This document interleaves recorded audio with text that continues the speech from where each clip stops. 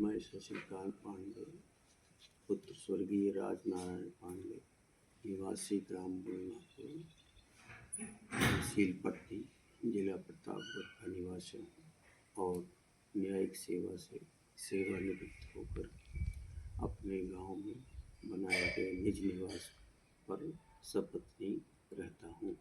मेरे साथ मेरे बड़े भाई श्रीकांत पांडे एवं श्रीमती मीरा देवी भाभी भी रहती हैं, क्योंकि हमारे पड़ोसी श्री कृष्णकांत पांडे द्वारा उनके मकान को बनवाने में गतिरोध उत्पन्न किया जा रहा है।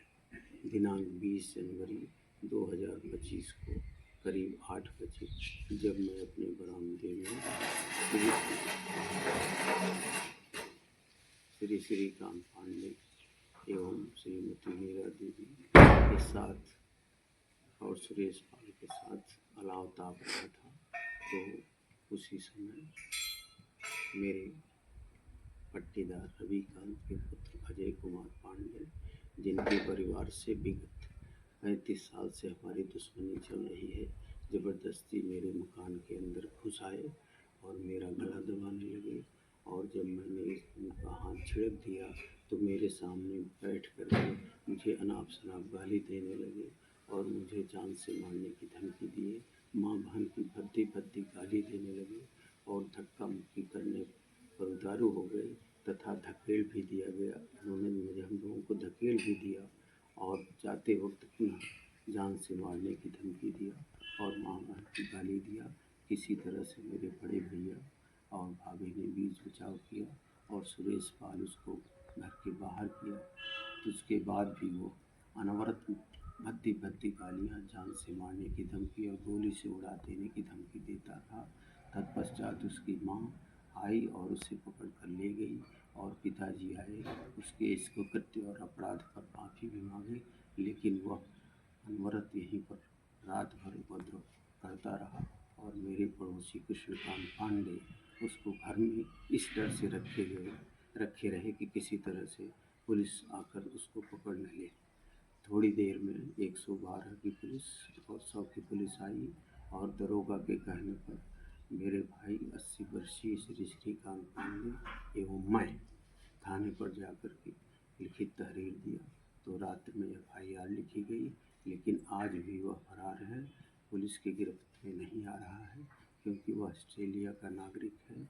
इसलिए उसके भाग जाने की पूरी चांसेस हैं और वह किसी समय भी अब भी वारदात करने पर उतारू है और मुझे धमकियां मिल रही हैं। बाद में पता चला कि मेरे पड़ोस के रविकांत पांडे, रामचंद्र पांडे, गिरीश चंद्र पांडे एवं कृष्णकांत पांडे, करुणेश पांडे मेरे बगल में ही रात में बैठ करके सुनियोजित षड्यंत्र करके उसको मेरे यहाँ मेरे जीवन को समाप्त करने के अंजाम देने के लिए उसे ज़बरदस्ती मेरे घर के अंदर भेजा था। पुलिस के द्वारा की गई FIR में यद्यपि गृह अत्याचार लिखा गया है, लेकिन धारा 331(5) भारतीय न्याय संहिता का उल्लेख नहीं किया गया है, जो कि एक जघन्य अपराध है।